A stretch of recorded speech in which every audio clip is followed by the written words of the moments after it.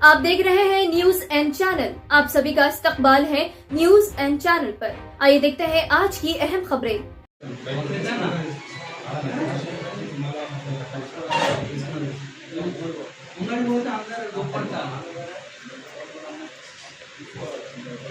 ఇప్పుడు అదుపులోకి తీసుకొని వరంగల్లో ఉన్నటువంటి ఏసీబీ కోర్టులో ప్రొడ్యూస్ చేస్తాము.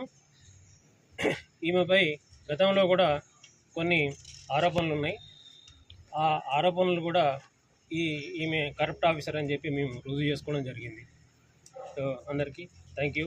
తర్వాత మిమ్మల్ని ఎవరైనా కూడా ప్రభుత్వ ఉద్యోగి లంచం గురించి డిమాండ్ చేస్తే టోల్ ఫ్రీ నంబర్ 1064 ఈ నంబర్ కాల్ చేయగలరు.